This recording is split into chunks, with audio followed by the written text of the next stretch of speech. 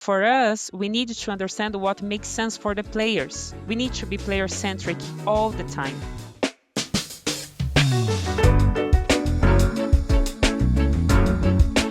Welcome to Brands and Play, the podcast where we explore immersive marketing and the people who are leading it. I'm Albane Prioux, Insights and Partnership Director at 𝗕𝗿𝗊𝗀𝗀. And I'm 𝗕𝗿𝗆, co-founder and chief innovation officer at 𝗕𝗿𝗆𝗆. And this week on the show, Vans launches some of their most iconic design on Fortnite, leaked information on Meta new AR glasses, and a huge leap forward from their team with Horizon World and their AI development tool. And finally, The Last of Us Season 2 is out and brands are jumping on the momentum. And later, we speak to Bruna Soares, the director of global brand partnerships at Ubisoft. And we talk about the new game Assassin's Creed Shadows and what it's like to advertise inside of AAA gaming. So let's get into it. Yes, let's get into it. But also don't forget to subscribe, review, and join the conversation with #BrandsAndPlay. Let's go.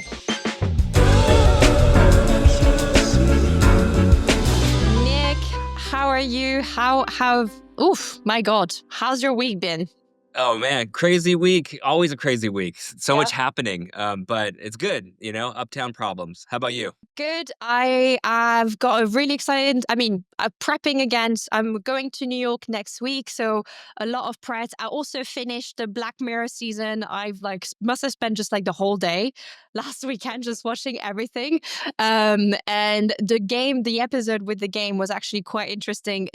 Sadly, no connection between what was happening inside your mobile game and the episode. It was still good. I liked it. I don't know if you've managed to catch any of the episodes yet. Haven't seen it yet. No? I want to pace it out. It's crazy. You just binge the whole thing. You have to wait a year for the new season. That's how you roll. Can't wait. It's a toxic trait. I have to watch everything. Yeah, well, I'm gonna pace it out, but every night when I'm asking my wife and I to watch it, she's Okay. like, oh, I don't want to be in that negative headspace before I go to sleep, and I'm like, oh, that's fair. Let's So watch I think everything. this weekend I'm gonna get into it. Okay. What do you have planned this week, or what have you done? Well, this week was great for awards. It's awards season. Yeah. There's so many events popping off, and 𝗕𝗏𝗆 got recognized for a few things on our projects. The Shorty Awards, the One Show, the Clios. We've all got nominations there.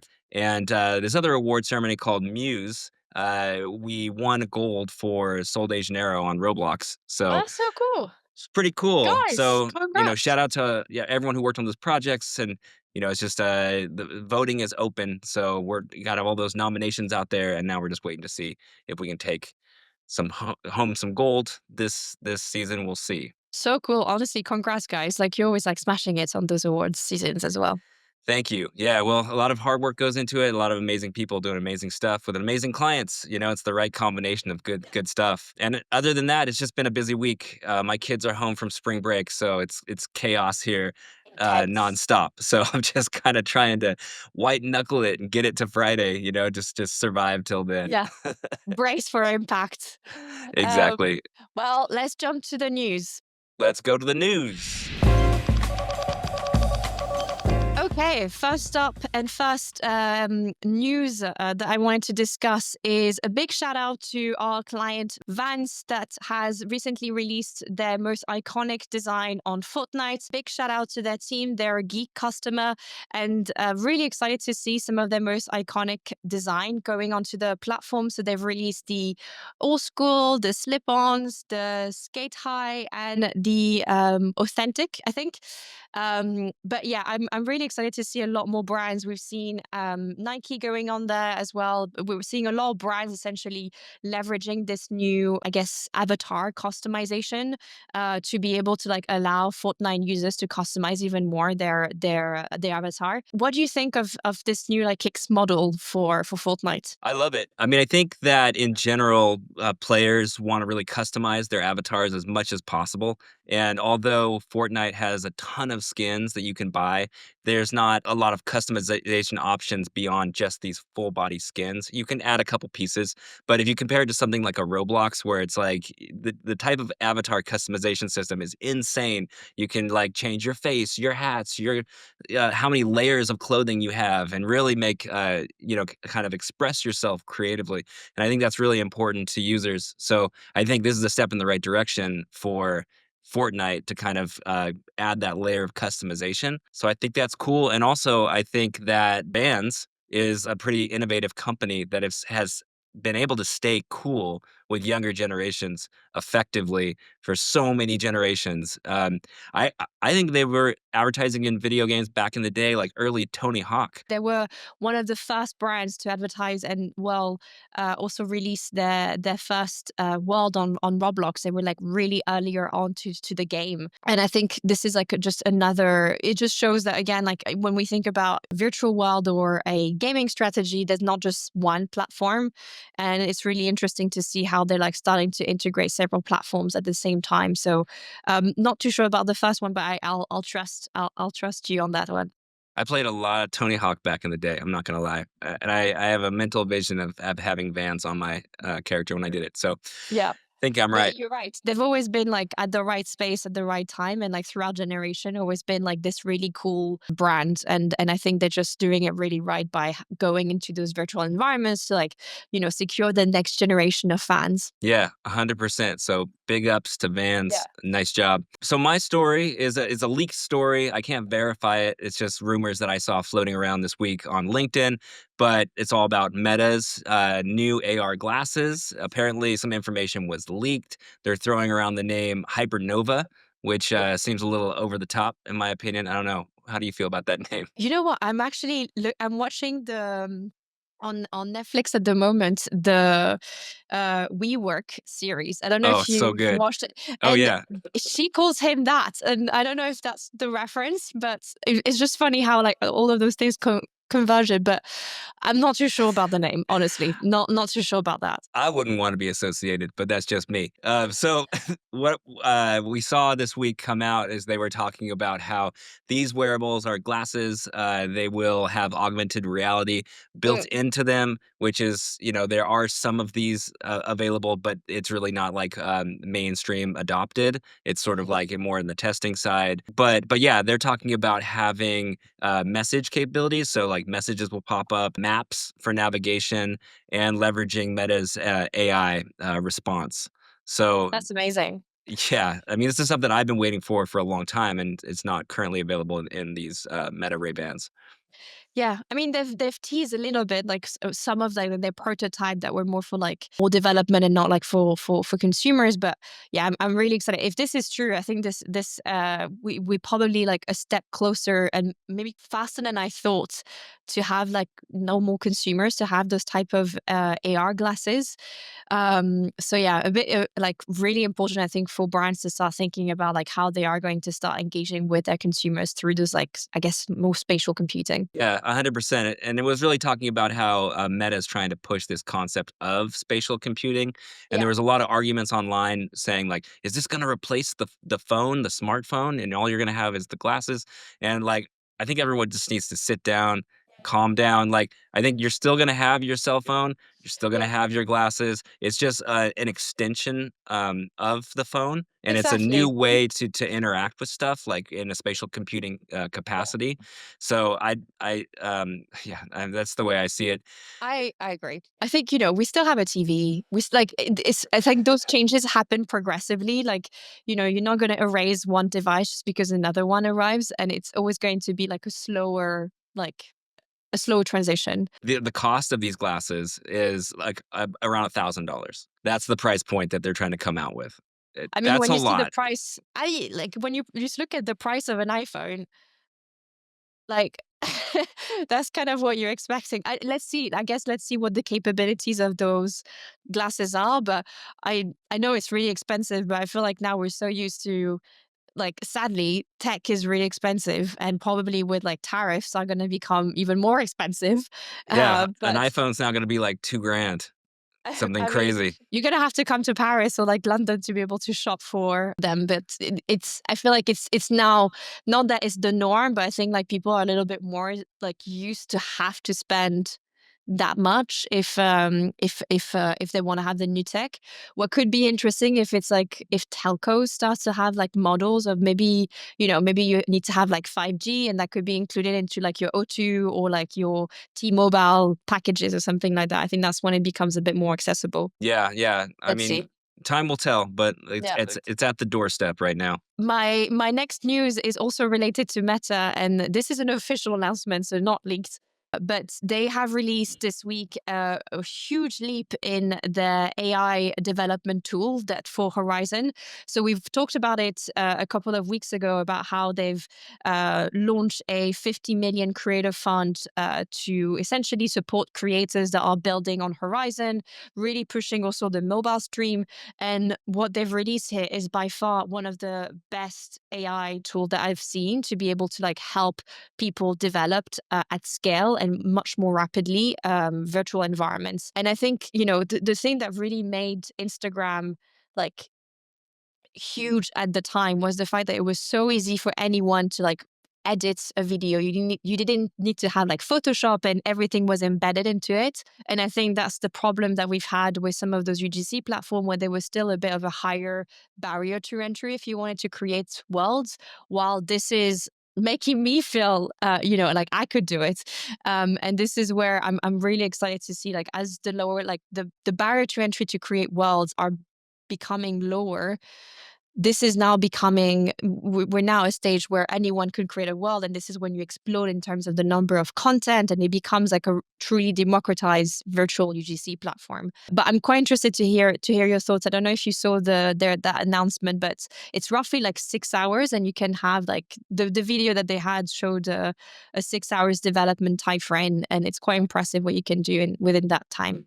Yeah, I did see the news. I do think it's really awesome what Meta is doing. I think these generative AI tools, once they sort of get rolled out at mass and get adopted, you're going to see a lot of people building a lot of things very quickly. It resonates with me from like the democratization of creativity and development. I think the one limitation is when you want to get hyper specific about what you're building.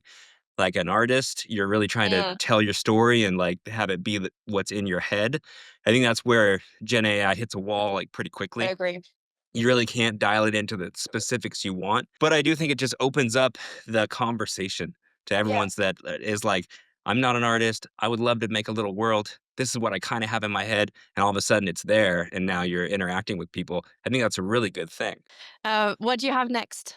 So what I have next, my last story is all about The Last of Us and the immersive advertising that they're doing with all these interesting partnerships. So obviously, The Last of Us season 2 just came out on HBO, one of the best shows out. You got to see it. So the Sony Pictures customer product team is the one that partnered up with specific brands to make immersive advertising with that IP. And so they tried to choose brands that they could integrate the show's content and themes into in a seamless way.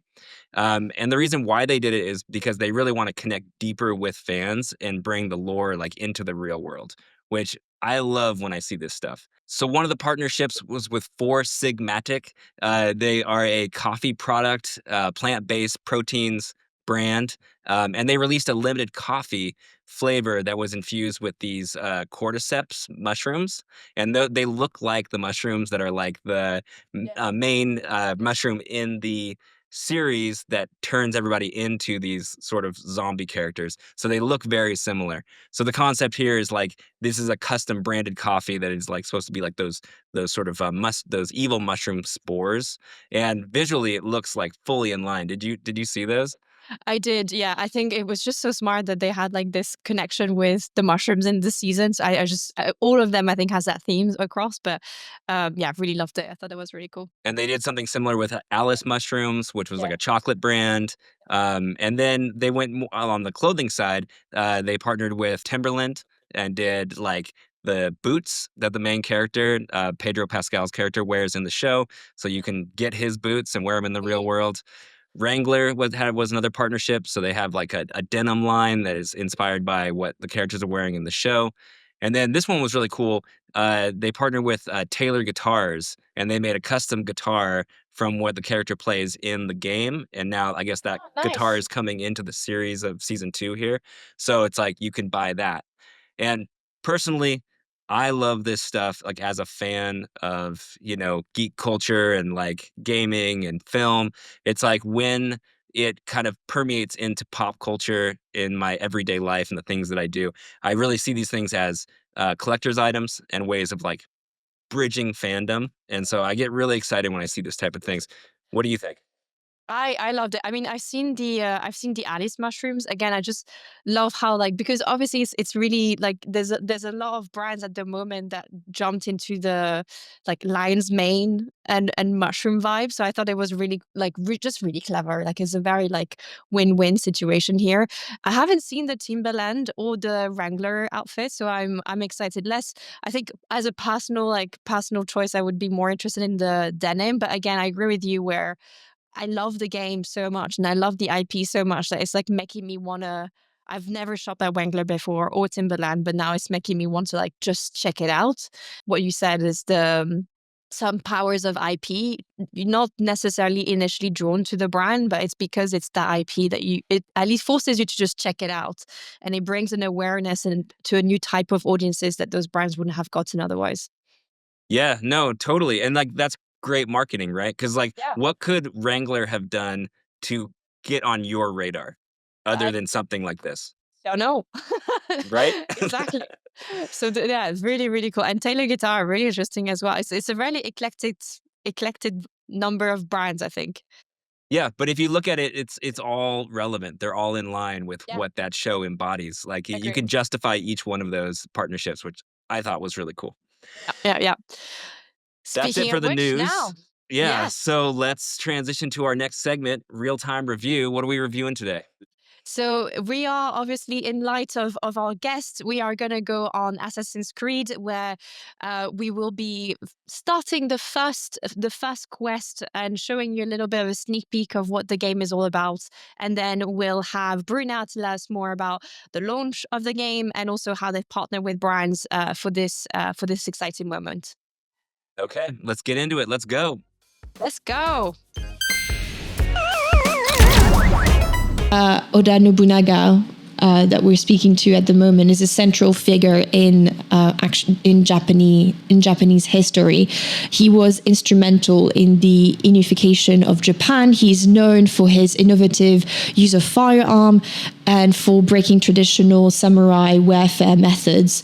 Nobunaga's campaign, particularly against the Takeda clan and the Inga province, are major plots that we're going to follow in the game. Yasuke, so who is our character, is one of the game 2 protagonists, and he was a real historical figure, a black man of African origin who arrived in Japan in 1579 with Jesuit missionaries. Nobunaga was fascinated by Yasuke, who eventually became his retainer and was granted the status of samurai. We have a choice, Nick. Do we understand? I understand you well, or would you say nothing? Do you have that choice? Okay, I'm Okay. gonna say nothing because that's how I roll. I say I understand. Wait, how do I? Okay, never mind. I got it. Yes, Lord. Say Nobunaga. nothing. That is what they call. They just called the guards on us. Oh God. I'm chose wrong. jumping into action. That's what happens for not speaking up. Oh wait, no. All of you out. Oh, okay, me too. Okay. I'm now on my own with him. Oh, now he's asking me to stand. Okay. To stand. Me, he's asking me to sit. My God. No, I'm still. My friends left. Now it's just me. God, this is violent. There's a Oh, wow, yeah. Are I saw you? someone got shot in the head. Yeah, yeah, exactly. Okay, so have you arrived at this? Okay, the combats is pretty awesome. I mean, wow, the fidelity and the art is beautiful, the lighting. Okay, and yeah, oh, I just chopped a guy's head off, so it is Yeah.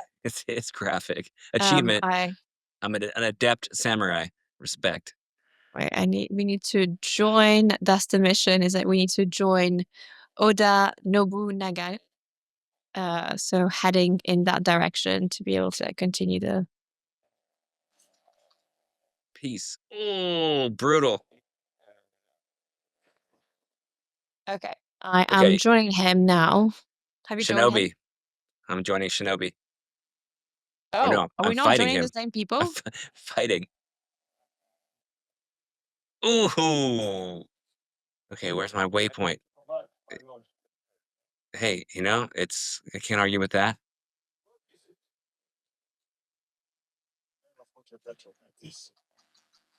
So Nick, we have now to like destroy the reinforced door. I don't know if that's where I'm at, but I'm out I there am. too. Are you at the door as well? I think I'm close to it. Definitely like a really incredible game, and I am struggling. So I think I am going to check out the badge that Red Bull has launched in partnership with Ubisoft that apparently helps you, I guess, be a bit better at the game because I am struggling in my fights. I can tell that I'm getting completely destroyed. So why don't I jump off the game and then check out what's up on Red Bull's website and see if I can redeem this badge to help me out with my game. Go get it. Okay, and as you can see, it's super easy. I've just finished the Q&A and I received the email from Red Bull that gives me a unique code that then allows me to go and redeem everything. And then all I need to do, connect my Ubisoft account, and then I'm done.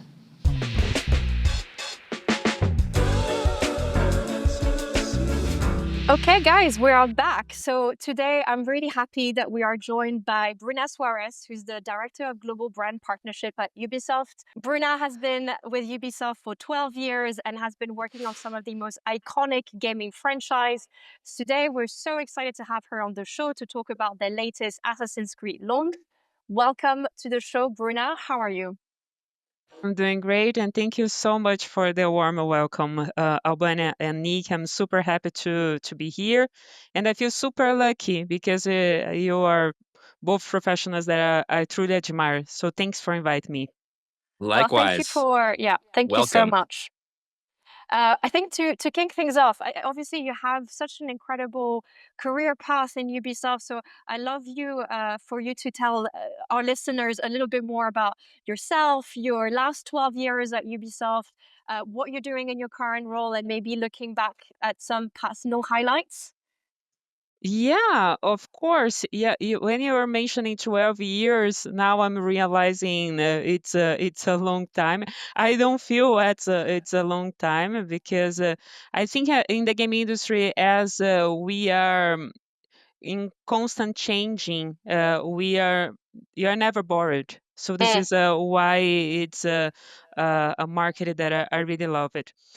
Talking about my career, so I started at Ubisoft being part of the Latin America team, as you can see with my Brazilian accent.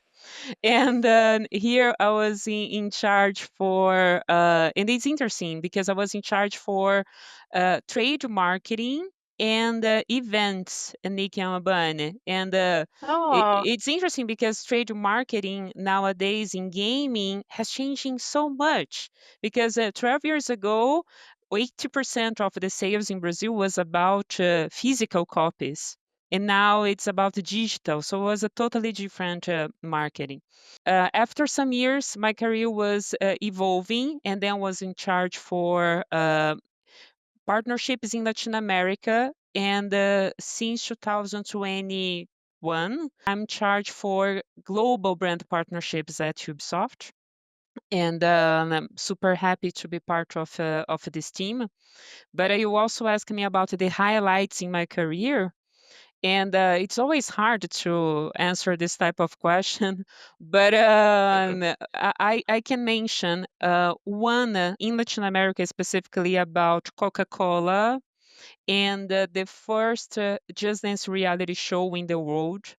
I think this one, it was like 8 years ago, something like that.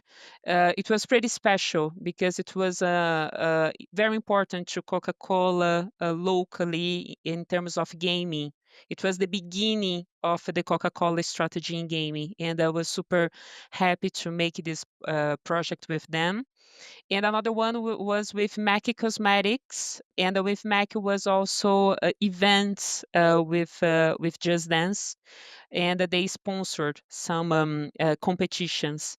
And I think because of them, if I can say this way, I think because of these projects, now I'm leading the global brand partnerships.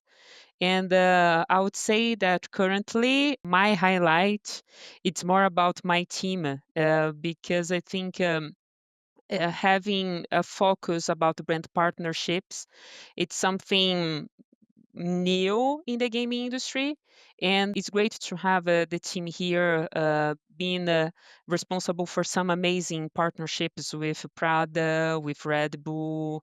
So I would say that I'm very proud to be part of this market because I think it offers for me a lot of ways to evolve, and I'm also seeing this in my team as well. Awesome, Bruna. Well, you've worked on so many amazing IPs over the years. It's super exciting to hear.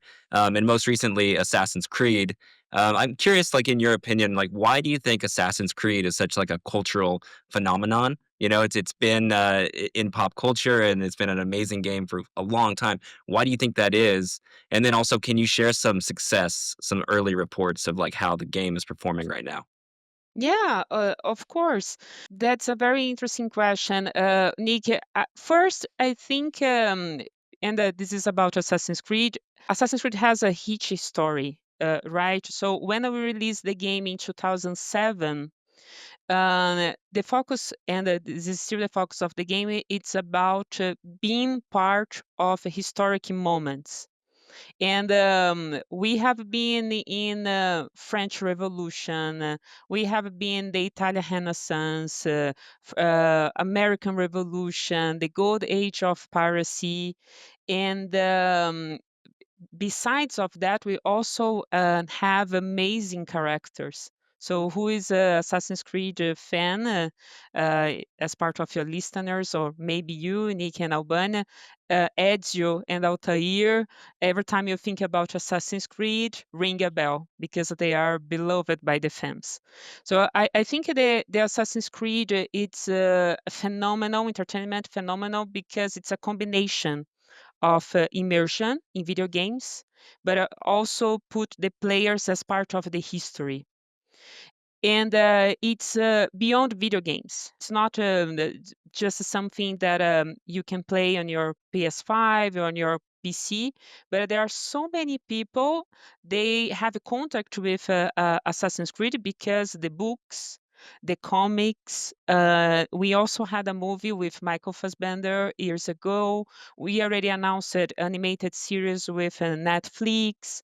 So when I will think about the relevance of video games, and in this case, we are talking about Assassin's Creed, we can consider Assassin's Creed as part of this mainstream in video games. When we can talk with players, but also enthusiasts of the franchise. And you also asked me about the recent release, Assassin's Creed Shadows. Uh, Actually, we released it a few weeks ago, if you think that way. It's less than 1 month. It was March 20th. And with this game, we reached more than 1 million players in less than 24 hours. Wow. And I think for us, this is a pretty good number for sure, because after a lot of years of development, a lot of work from different teams, marketing team, brand teams. This is a very special moment for us. And about this game specifically, which is about the feudal Japan. It was a part of the history the players in Assassin's Creed they are requesting for a long time. So it was good to see the players involved about the game. And in the end, the ratings, for example, of the specialized media was pretty good. So for us was a super important moment for the company. And talking about brand partnerships, it's also very important for us to have this level of release because it's also a way to have partners being part of a big moment for the entertainment industry. Like, congratulations already on like the huge engagements that you guys are having on this new release. I know it was really anticipated, and when you're working on such a long project, obviously there's like years of development for a new franchise and a new game. Can you tell us a little bit more about, my question is like, how far ahead are you already thinking when you're putting together this brand partnership strategy for this new IP? Can you tell us a little bit more about what the process looks like on your side? Of course. Yes, we are talking about Assassin's Creed, but this is the same for any of our AAA games. So when we have a Far Cry, The Division in the past, so is the same. So we have a lot of people involved. So we have the dev teams who is making the game, but also the brand team who's in charge for the strategy. And in brand partnerships, we need to be aligned with both of them. We need to be aligned with the brand team strategy, how we can go to the market, how we are going to talk about the game. But also, we need to understand what it's possible, what's feasible for brands. So usually, Albane, we started the discussion, this level of a discussion with the studios 2 years in advance. Especially to make sure that what the studio they are thinking about the game, it's making sense with our brand partnership strategy. And sometimes we need to change some things. We need to understand what's the lore of the game. And Assassin's Creed is a pretty interesting brand because the game is in the past. And for us, you have no idea about the quantity of brands that sometimes they want to be part of Assassin's Creed, but they want to have their brands in game. And one of my favorite things about this process is for us, we need to understand what makes sense for the players. We need to be player centric all the time. And in a game such as Assassin's Creed, it doesn't make sense for the players, for example, to see a can of a beer in the game because this is not something you're going to find feudal Japan. So this is why we need to be super creative as well with our partners to create something that will engage the players and the players will understand why the brands they are there. So this is why we started 2 years in advance because we need to make sure that what we are proposing to the partners would make sense for the players and will create something really positive to our partners in game.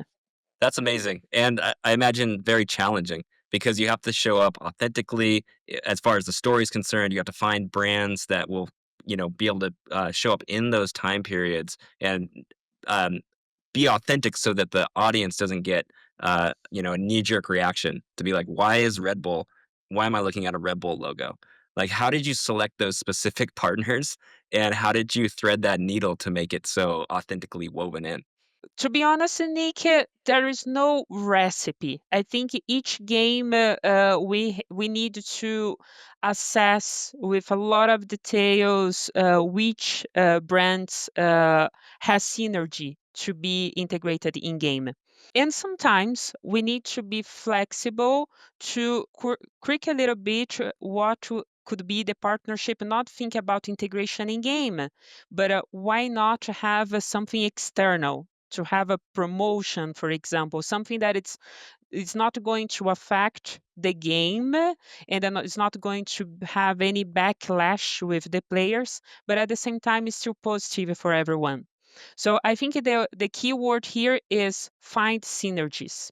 Uh, Let me give some examples about Assassin's Creed Shadows.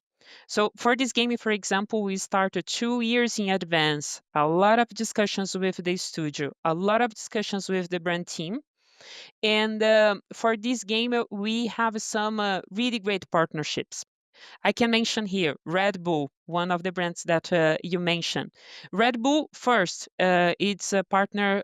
We are together for 10 years. We started with the crew, actually, started with Riders Republic, Steep in the past, then the crew, and then now it was the first time with Assassin's Creed. And for this one, it's the way we did a partnership with them was basically about influencers, because as Red Bull they have so many great athletes. One of them, I don't know if you heard about him, he's super famous. His name is 𝗕𝗿𝗊𝘀𝘀𝘀𝗀. He's a free runner and also parkour athlete, and he created some leap of faith in Japan, and it was amazing video with a lot of views on social media. So it's great because Red Bull is showing in a very genuine manner what is the leap of faith in real life. And this is a piece of the partnership, but at the same time, we also had some trinkets in game with that Red Bull offer to their consumers. And for us, this is also a way to be at mainstream, because Red Bull, they are having this partnership in a lot of different stores around the world. And they are also going to have POP material on a big retailers with Assassin's Creed. So it's great because, as I mentioned to you at the beginning of this interview, we are saying that video game is mainstream. And this is why it makes sense for us to be in big stores with Red Bull. I love that. I think there's a lot that brands need to think about when they're engaging with you, and you've seen, I think, the good and the bad. How do you navigate those conversations when, how do you explain, I guess, the best practices to brands? If you were to like tell our listeners what are the do's and the don'ts when they are thinking about integrating again, like Assassin's Creed, what would you say if to a brand on how they should think about looking to integrate or partner with Ubisoft? Yeah, and it's interesting because I think in the last years, Albane, we made a lot of progress about the way the brands they are understanding video games.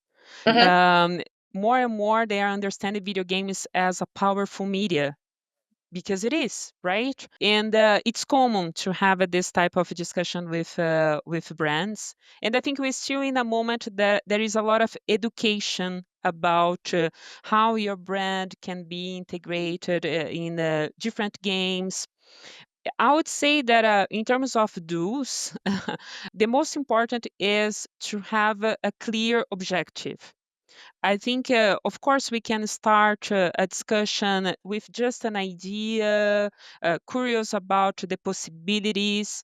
But I think, as part of the process, when a brand wants to be part of video games, it's important to be comfortable about the objectives. So I really want to have my team and myself having building trust among our partners. They can fully trust on us that this is the objective, and you feel comfortable with that. So let's go for it. Another point, I think it's connection, but in this case, for me, connection it's more about connection with the players. The players they need to understand why that brand is in their favorite game, because I think when maybe this is just a piece of the don't here. I think when the players they don't understand, they are confused about what this brand is doing here. This is when we can have a backlash. This is when we can have some negative sentiment about partnerships. And when they do understand what's happening, it's easier to navigate. And I also think that another thing that is part of the juice is about thinking about creative solutions. Because it's true, sometimes it's not so clear about what the partnership can be. So I mentioned to you about AC Milan, for example. So it's not the players, they are not in the game. We don't have something like that. But we create something to engage the soccer fans and the video games fans with the soccer players, with a great content. For these big campaigns like what's happening right now with Assassin's Creed, how do you define success? And then also, how do the brands define success? Mm, I like this type of discussion, Nick, because I think sometimes there are some criticism about metrics in video games. And this is not true. In video games, we can share with partners some metrics to measure this success.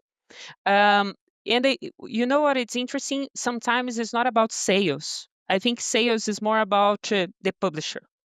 But for the partner, the metric that we need to check is the timing, the players they spending with that experience with the brand, even the conversation on social media. So months ago, we released a partnership with Adidas in 𝗕𝗿𝘆. And it was a shoes that you can in your avatar. And it's great because the comments on social media, they are pretty positive. And this is also a way to measure the success. Another thing now, and this is something new, especially because of Twitch, is influencers. Depending of how engaging your experience is, you are going to have influencers being part of this without the brand have to pay to them. Sometimes it's part of the strategy, but sometimes it's organic because the brand is offering a content that can be used uh, beyond that is experiencing house, but you can also have this on Twitch, for example. And one last thing, I think it's about cultural relevance because depend of what your brand is, having a partnership with video games can put you in the center of a hype. This happened with Assassin's Creed Shadows. So with some of our partners, they're all super happy because during a moment, the entire industry, they are talking about Assassin's Creed Shadows. Somehow that brand is also part of this moment in the gaming industry. You're absolutely right. Thank you so much for all of the amazing insights that you've shared as well today. I think brands, hopefully with this episode, are going to try to understand a bit better how they can, think about their wider strategy and how to integrate some cultural moments like Assassin's Creed's release. Thank you so much again, Bruna, for being part of this interview today. It was really insightful, and there's a lot of amazing content and insights that brands can take from this. Yeah, thank you so much for inviting me, Albane and Nick. Again, I'm a fan of you, and just one thing for me, maybe my last message is I think what we are seeing now it's revolution in the way that the brands they are understanding their presence in video games. And I also think it is happening because they know the players, they are consumers. I know it's pretty obvious, but it's true. And the way the players, they understand video games, it's something the consumer market, they are doing more and more. For example, membership programs. So they are using gamification, and this is part of the gamer's life. And I think the companies that understand to connect their strategy with the gaming industry, they will have definitely a competitive advantage. So it's good to see this revolution happening in front of us. Fully agree. I think more brands are grasping the full opportunity and now really going forward with it all speed ahead. Well put. Well, thank you, Bruna.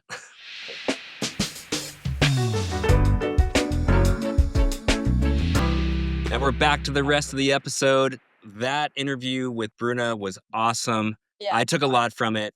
I think the one thing that really stuck out to me was how they really keep it authentic and they listen to the fans. It seems like they really do understand what the fans want and care about them. And if they're going to do an integration, they take it very seriously. This isn't like a billboard you throw on the side of the freeway. You have to be considered. So I think they did a fantastic job there. And also, I would just react to the fact that they had so much lead time on this campaign. They had like, what was it, like 2 years, right? Yeah. So it's like, I guess, I don't know in your experience, but every time I do a branded integration, it's like I have 2 months. So that's a big difference. Yeah, and I think that was my key takeaway, and I think it's really important for brands to realize that integrating like AAA games and UGC platform are very different. So, launching a campaign and posting something on Instagram, the lead way is always a lot shorter than if you were trying to put your brands in the next Barbie movie or the next James Bond. So I think we're really looking at the same approach. If you want to integrate a Hollywood movie, it's going to take a long time and also a consistency and an alignment with the storyline, where those UGC platform like Roblox and Fortnite, it is like going on Instagram and it's just about, creating good content and having a launching strategy, but it's as easy as that compared to a AAA game, which is like a really different beast, I think. So Totally. But I really think that different it's strategies. It's just good to know that option is there. Like if you do want to get in, if you're a brand and you want to get into a big AAA title, it's completely doable. You just need to have some time and have some connections to talk to the right people, and you can make it happen in this game. And the partnerships are proof of that.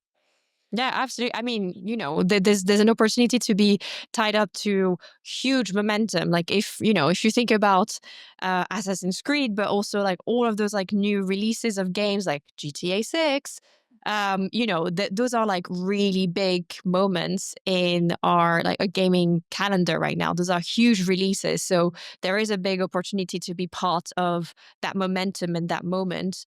And I think that's what these brands have done with Assassin's Creed, is like being part of that moment that is like really culturally relevant. And this brings you like PR and press around your game. Well, the same way for like Roblox and Fortnite, this is again like integrating a UGC platform. So a very different results and different KPIs when you do one or the other. Yep, 100%. But let's keep it moving. Let's jump to what's played out this week. What's played out? Oh my God, Jinx. That was good. That was good. Okay. What you want to go yours? first, or do you want me to go first? I can go first. So my played out is a bit of I guess, a critique, but I am old enough to remember when YouTube was not bombarded with ads and trying to sell me a premium subscription. And I am adamant, I do not, I think a lot of people in the office are telling me like that this is the best thing they've ever done, is to subscribe to a premium subscription on YouTube.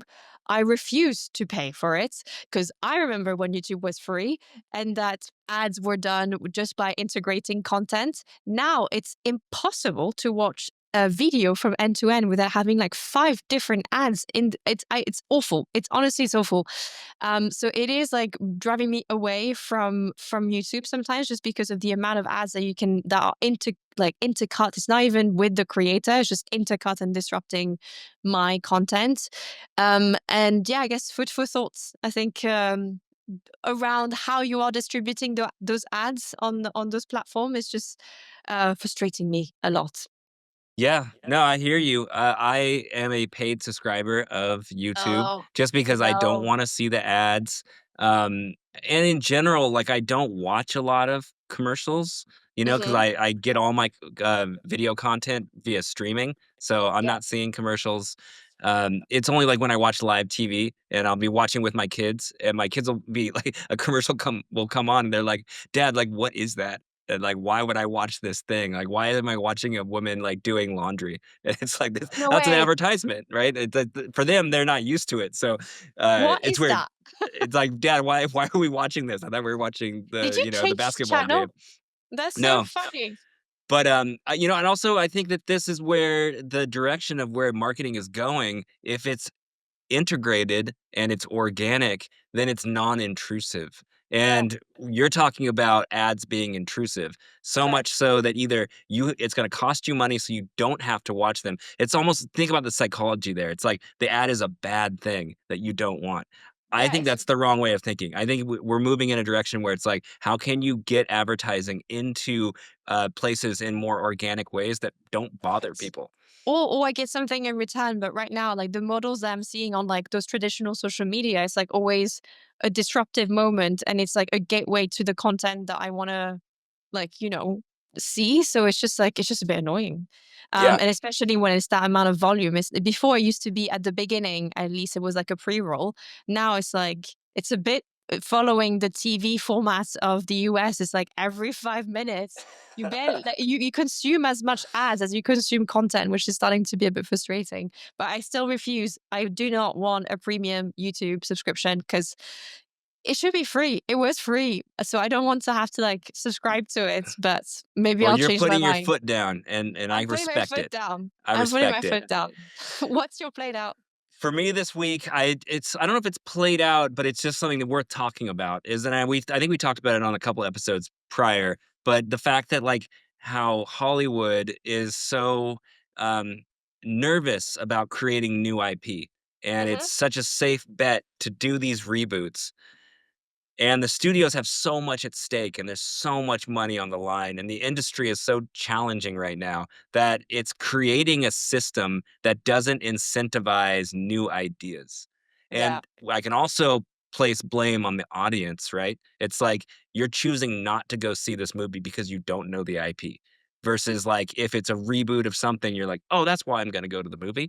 And it's like, this is not incentivizing new creation. And like I said, there's so much at stake that the studios don't want to take the risk. Yeah. So I guess my played out is, I think it's played out if you're going to do is reboots all the time. Like we need new ideas, but at the same Okay. time, I'm sympathetic to how challenging it is. So Yeah. what's up? What are your thoughts? No, I fully agree. I think we touched upon this with like the Snow White movie, and actually because of the backlash, I think Sydney. Why did I say Sydney? Disney, sorry, is rethinking whether or not they should do more of those um like reboots, like or like new versions of like their traditional IP. And I agree with you. I think like it is scary to launch a new IP because you never know how it's going to perform. But equally, I think people are sick and tired of seeing the same story just bend a little bit or like change a little bit. So I'm all with you on that one. And I think the next generation, they deserve new IP to fall in love with and to have fandom around. So I just hope that we can do that a bit more. The only reboot that I'm excited about is Harry Potter, because I do feel like the movies were not like fully optimized and like not like giving grace to the book. And I'm hoping that the new series, I am super excited about that one. This is like a new spin that I'm just really excited about. So let's see. Yeah, I mean, look, it's a tough place, but I definitely want to send a lot of support and love to new IPs that take risk, and that's one of the reasons why I love Black Mirror so much, because this is all Yeah. brand new little stories from all these Every talented time. filmmakers, and it's Yep. that's what it's so fresh, and that's one of the reasons I love that show. Yeah. All right. Well, I think that's it. This is all played out for this week. Again, a huge thank you to Bruna Soares from Ubisoft for joining us on the show. Thanks for everyone for listening. Nick, what do we have next week? And next week, we're excited to have 𝗕𝗿𝗵𝗀𝗀𝗀𝗀 from Voldex, one of the top Roblox dev studios out there, on the show. So tune in. It's going to be awesome. Yeah, super excited. I mean, we spoke about Voldex a lot in our initial episodes. They've done a lot of new acquisition on Roblox, so really excited to speak to Harry on this one. Please, guys, don't forget to subscribe and like our episode. And Edward, read us out. And that was Brands in Play. Thank you for joining the podcast where we explore immersive marketing and the people who are leading it. Co-hosted by Albane, Prioux, and 𝗕𝗿𝗆. Our show today was produced by myself, 𝗕𝗿𝗆𝗀𝗀𝗀, with creative direction by 𝗕𝗿𝗆𝗀𝗀𝗀 and 𝗕𝗿𝗆𝗀𝗀𝗀, and audio engineering by 𝗕𝗿𝗆𝗀𝗀𝗀. Special thanks to 𝗕𝗿𝗆𝗀𝗀𝗀𝗀𝗀. Be sure to join us every week for brand new episodes. The views, thoughts, and opinions expressed in this podcast are solely those of the host and guests and do not necessarily reflect the views, policies, or positions of host employers. The information shared during this podcast is based on personal experience and publicly available information and is intended for informational purposes only. Any references to specific platforms, companies, or partnerships are made in a personal capacity and do not imply endorsement, partnership, or official association with any organization mentioned.